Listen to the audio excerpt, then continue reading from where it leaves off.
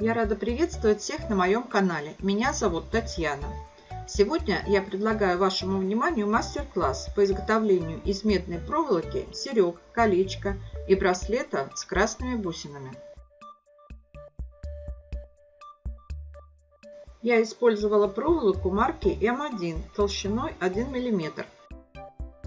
Отмеряем 15 см проволоки, находим середину и формируем маленькую петлю. Переставляем проволоку вниз круглогубцев и формируем из двух концов круг диаметром 9 мм, затем 7 мм. Переносим заготовку в середину круглогубцев и формируем круг диаметром 5 мм.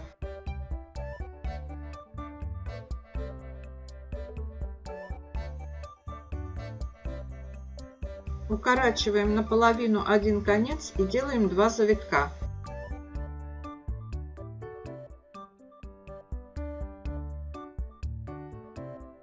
Отбиваем завитки на наковальне. Прикручиваем к верхней петле проволоку толщиной 0,4 мм. Заводим проволоку сзади влево, делаем завиток и нанизываем на нее бусину диаметром 8 мм.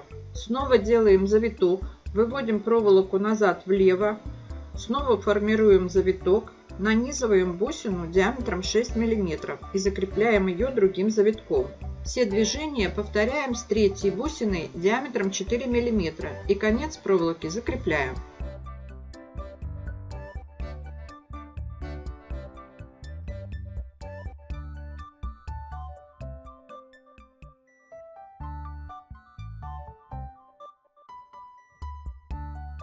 Для колечка используем проволоку той же марки с диаметром 0,8 мм. Отмеряем 16 см проволоки, складываем проволоку пополам. Отмеряем еще один отрезок 10 см и прикручиваем его сверху у основания образовавшейся петли.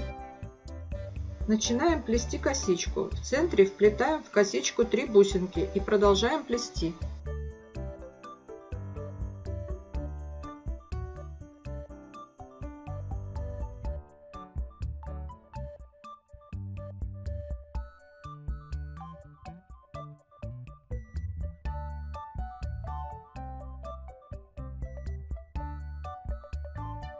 Средний конец загибаем назад и откусываем лишнее.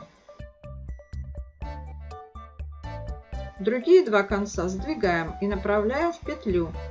Закрепляем на петле на сайзере.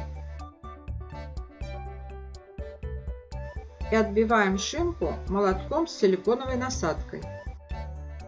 Делаем чернение любым удобным для вас способом. Я сделала чернение раствором холодного воронения. Как делать чернение, смотрите подсказку в описании.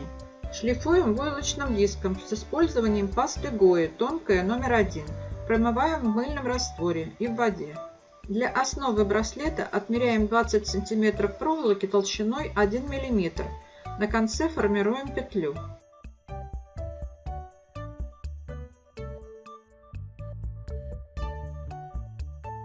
Отмеряем 2 отрезка по 70 см. Толщина проволоки 0,4 мм. Находим середину двух отрезков и кладем их под основу у основания петли. Затем заводим правые концы влево, а левые концы вправо. Нанизываем на основу бусину.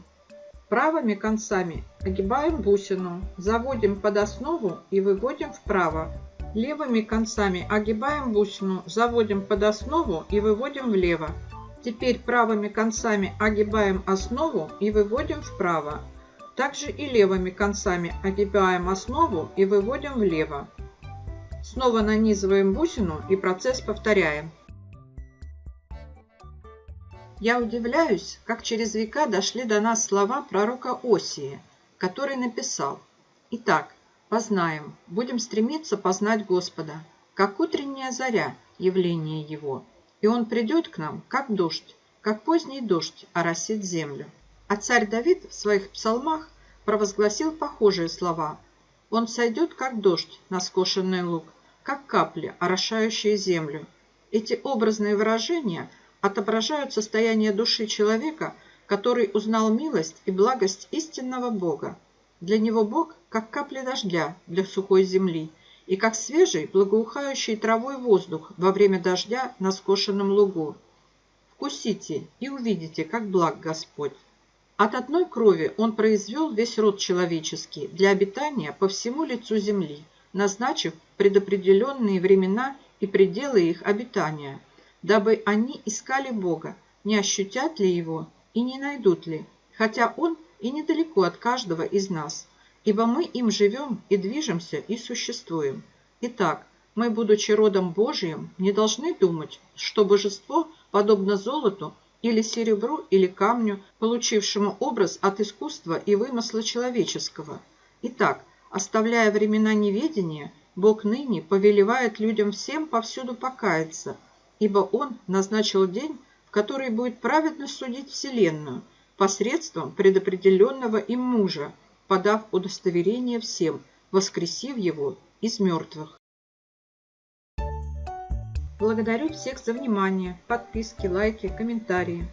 А я на этом с вами прощаюсь. До новых встреч, друзья!